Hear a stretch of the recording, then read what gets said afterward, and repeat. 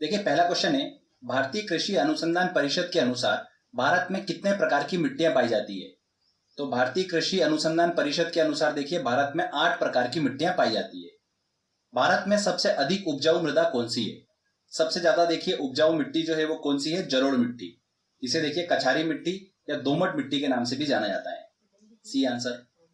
भारत के सर्वाधिक क्षेत्र पर किस प्रकार की मिट्टी का विस्तार पाया जाता है। तो भारत में देखिए सर्वाधिक क्षेत्र पर जलोढ़ मिट्टी का विस्तार पाया जाता है। भारत के क्षेत्रफल का देखिए ये 24% भाग पर पाई जाती है जलोढ़ मिट्टी। निम्न में से भारत का कौन सा क्षेत्र मृदा अपरदन से अत्यधिक प्रभावित है। सोइल इरोजन से देखिए सबसे ज्यादा प्रभावित क्षेत्र कौन सा है भारत का। तो चंबल घाटी, जहां पर बड़े बड़े गड्ढे जो है वो निर्मित हुए हैं अवनालिका अपरदन के कारण। तो चंबल घाटी ध्यान रखिएगा। निम्न में से मृदा अपरदन के सही क्रम को पहचानना है। तो हमने डिस्कस करा था, देखिए सबसे पहले होता है आसफाल अपरदन, उसके बाद आता है परत अपरदन जिसे शीट इरोजन भी कहते हैं, उसके बाद आता है देखिए रील अपरदन और उसके बाद आता है फ्रेंड्स अवनालिका अपरदन। तो यहाँ पर ए आंसर जो होगा बिल्कुल सही होगा। वर्षा की बूंद से मिट्टी के कणों का अलग होना आसफाल अपरदन कहलाता है। मिट्टी की ऊपर की परत का जल के साथ बह जाना शीट इरोजन मतलब परत अपरदन कहलाता है। मिट्टी में जब छोटी छोटी और कम गहरी नालियां बनने लगती हैं तो वो क्या होता है, रील अपरदन होता है। जब रील अपरदन की नालियां बड़ी और विस्तृत हो जाती है और बड़े बड़े गड्ढों का निर्माण होता है तब उसे क्या कहते हैं, अवनालिका अपरदन कहते हैं। ये हमने डिस्कस करा था। नेक्स्ट देखिए लेटराइट मिट्टी मिलती है। लेटराइट मिट्टी देखिए फ्रेंड्स हमने बात करी थी अत्यधिक वर्षा वाले स्थान पे मिलती है और सबसे ज्यादा देखिए किस राज्य में पाई जाती है, केरल में, और वहां पर देखिए पड़ता है मालाबार तट। तो ए आंसर बिल्कुल सही होगा। इनमें से किस मिट्टी को रेगुर मिट्टी के नाम से जाना जाता है। तो देखिए रेगुर मिट्टी के नाम से किसे जाना जाता है, काली मिट्टी को ही रेगुर मिट्टी के नाम से जाना जाता है। काली मिट्टी को लावा मिट्टी भी कहा जाता है। भारत में निम्न में से कौन सी मिट्टी का निर्माण बेसाल्ट लावे के अपक्षय के कारण हुआ है, मतलब बेसाल्ट लावे की जो चट्टाने हैं उसके टूट फूट के कारण हुआ है।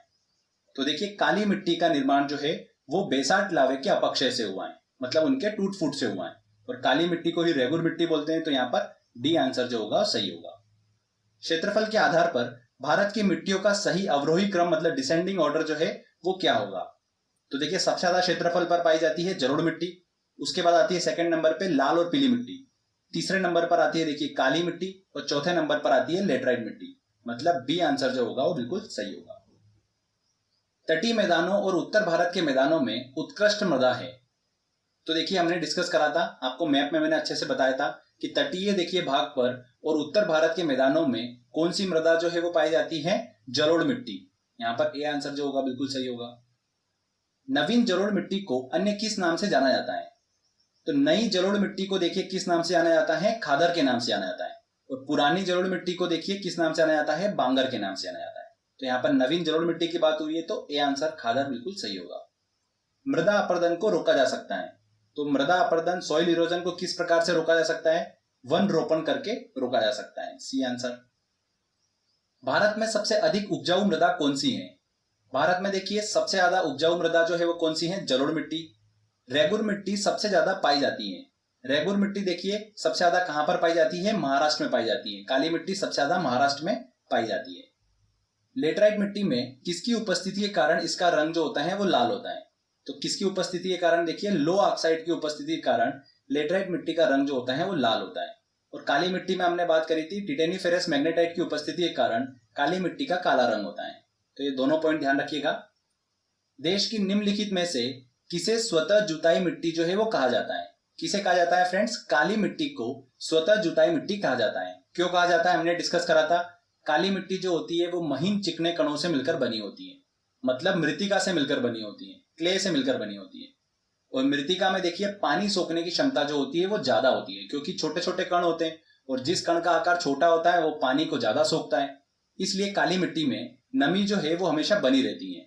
इसकी वजह से देखिए काली मिट्टी को कम सिंचाई की आवश्यकता होती है। स्वतः जुताई वाली मिट्टी कहा जाता है काली मिट्टी को। क्लियर।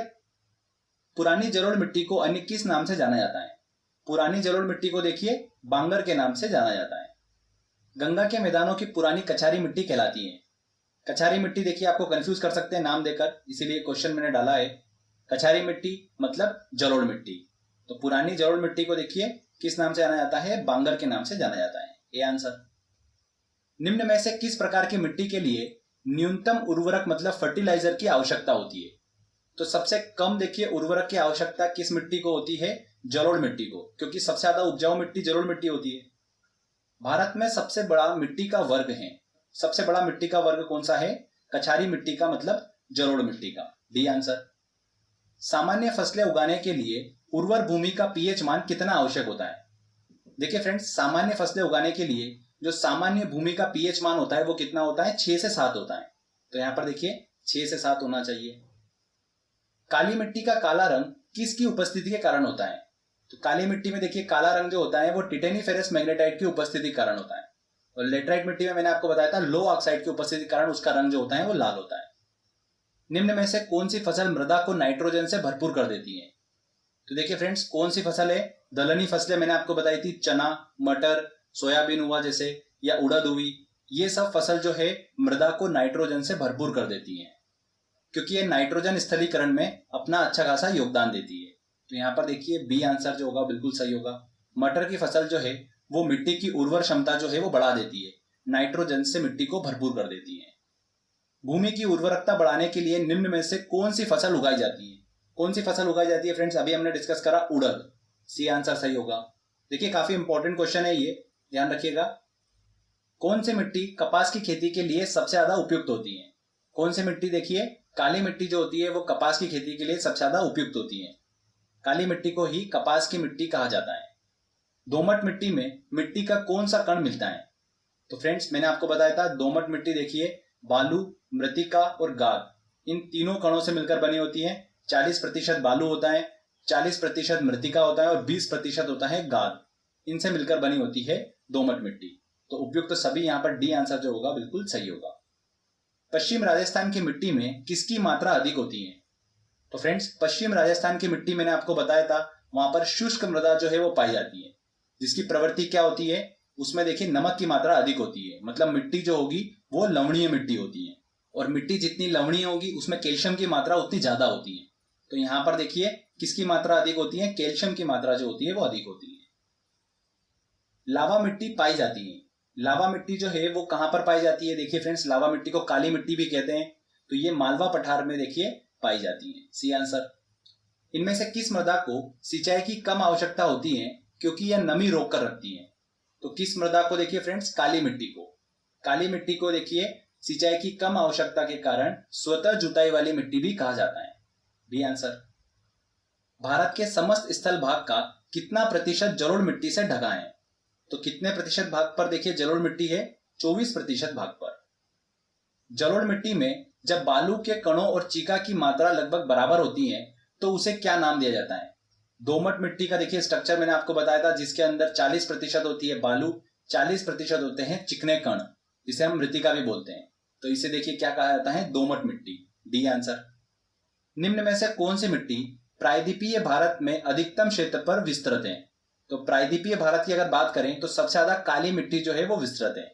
उत्तरी भारत की अगर बात करें तो वहां पर देखिए जलोढ़ मिट्टी का देखिए विस्तार जो है वो ज्यादा पाया जाता है। और प्रायद्वीपीय अगर भारत की बात करें, मतलब महाराष्ट्र और इसके आसपास का एरिया में काली मिट्टी का विस्तार जो है वो ज्यादा पाया जाता है। भारतीय मृदाओं में जिस सूक्ष्म तत्व की सर्वाधिक कमी है वह है? तो भारतीय मिट्टी में ध्यान रखिएगा जस्ता की मात्रा जो है वो सबसे ज्यादा कम होती है। तो डी आंसर। पौधों को सबसे अधिक पानी किस मिट्टी में मिलता है? तो देखिए जिस मिट्टी के कण का आकार सबसे छोटा होगा पानी सोखने की क्षमता उतनी अधिक होगी। तो हमने बात करी थी मृतिका की, चिकने कण जिसे क्ले बोलते हैं। तो यहां पर देखिए ए आंसर सही होगा, चिकनी मिट्टी। निम्न में से किस कण का व्यास 0.002 मिलीमीटर से कम होता है? तो फ्रेंड्स देखिए मैंने आपको बताया था चिकने कण मृतिका क्ले का आकार जो होता है वो सबसे कम होता है। क्ले का आकार जो होता है वो 0.002 मिलीमीटर से कम होता है। 0.002 मिलीमीटर से लेकर 0.06 मिलीमीटर के बीच में देखिए आकार होता है गाद का, मतलब सिल्ट का। उसके बाद 0.06 से लेकर 2 मिलीमीटर तक देखिए कणों का आकार होता है किसका? बालू का, मतलब सैंड। और 2 मिलीमीटर से जिस कण का आकार ज्यादा होता है वो क्या कहलाती है? बजरी कहलाती है। ठीक है, तो यहां पर देखिए ए आंसर जो होगा बिल्कुल सही होगा। लावा के प्रवाह से किस मिट्टी का निर्माण होता है? तो लावा मिट्टी कहा जाता है काली मिट्टी को। तो लावा के प्रवाह से ही देखिए इस मिट्टी का निर्माण होता है। B answer. रेगुर मृदा किस कृषि के लिए सर्वाधिक उपयुक्त होती है? तो रेगुर मिट्टी जो होती है देखिए वो कपास की खेती के लिए सर्वाधिक उपयुक्त होती है। काली मिट्टी जो होती है वो कपास की खेती के लिए सर्वाधिक उपयुक्त होती है। स्टडी ऑफ सॉइल कहलाता है। मिट्टी के अध्ययन को क्या कहा जाता है? पेडोलॉजी कहा जाता है। ध्यान रखिएगा। निम्नलिखित में से कौन सी मिट्टी चाय बागानों के लिए उपयुक्त होती है? तो देखिए फ्रेंड्स, चाय बागानों के लिए अम्लीय मिट्टी जो होती है वो सबसे ज्यादा उपयुक्त होती है। अम्लीय मिट्टी मतलब एसिडिक सॉइल, जो कि देखिए कहां पर पाई जाती है? अधिक वर्षा वाले स्थानों पर पाई जाती है। इसकी खेती के लिए देखिए अच्छे जल निकास की आवश्यकता होती है, इसीलिए पर्वतों की ढलान पर चाय की खेती जो है वो की जाती है।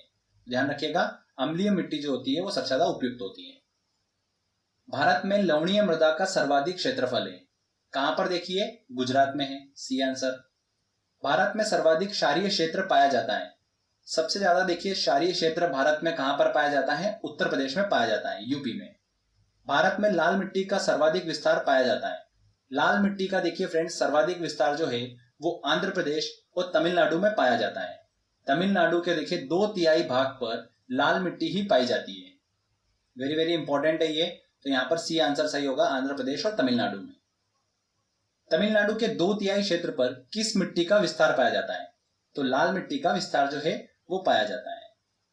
किस मिट्टी में लोहे और एल्यूमिनियम की ग्रंथियां पाई जाती है? किस मिट्टी में पाई जाती है? लेटराइट मिट्टी में देखिए लोहे और एल्यूमिनियम की ग्रंथियां पाई जाती हैं। लेटराइट मिट्टी जो है ये देखिए उच्च तापमान और अत्यधिक वर्षा वाले क्षेत्रों में विकसित होती है। सबसे ज्यादा कहां पर पाई जाती है लेटराइट मिट्टी? केरल में पाई जाती है। मिट्टी में खारापन और क्षारीयपन का समाधान है। मिट्टी में देखिए क्षारीयता अगर कम करना है तो उसके लिए क्या यूज किया जाता है? जिप्सम का उपयोग किया जाता है।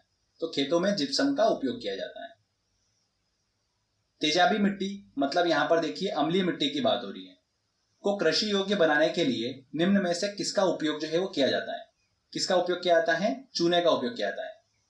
क्षारीय मिट्टी को कृषि योग्य बनाने के लिए जिप्सम का उपयोग किया जाता है और अम्लीय मिट्टी को कृषि योग्य बनाने के लिए चूने का उपयोग किया जाता है। निम्नलिखित में से कौन सी मिट्टी सूख जाने पर ईंट की तरह कठोर और गीली होने पर दही की तरह लिपलिपी हो जाती है?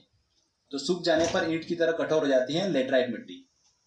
देखिए नेक्स्ट है, निम्नलिखित में से कौन सा कथन असत्य है?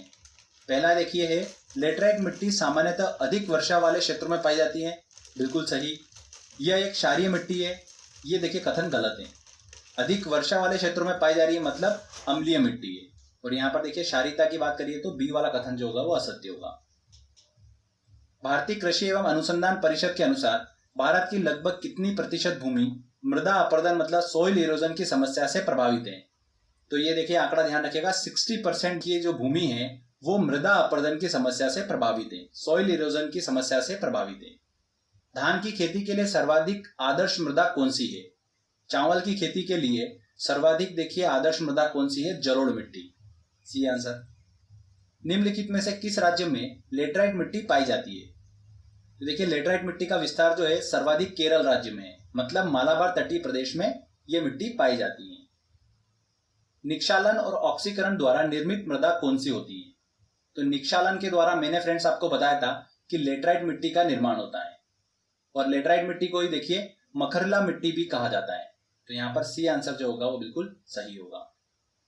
निम्नांकित अपरदन के प्रकारों में से किसके कारण चंबल के खड्ड बने हैं? तो देखिए फ्रेंड्स, चंबल घाटी में जो बड़े बड़े गड्ढों का निर्माण हुआ है वो अवनालिका अपरदन के कारण हुआ है। डी आंसर, हमने इसको अच्छे से डिस्कस करा है पूरा। विश्व मृदा दिवस मनाया जाता है। विश्व मृदा दिवस कब मनाया जाता है? हर साल 5 दिसंबर को वर्ल्ड सॉइल डे जो है वो मनाया जाता है। तो फ्रेंड्स देखिए यहाँ पर हमारे ये सारे इंपॉर्टेंट क्वेश्चंस कवर होते हैं।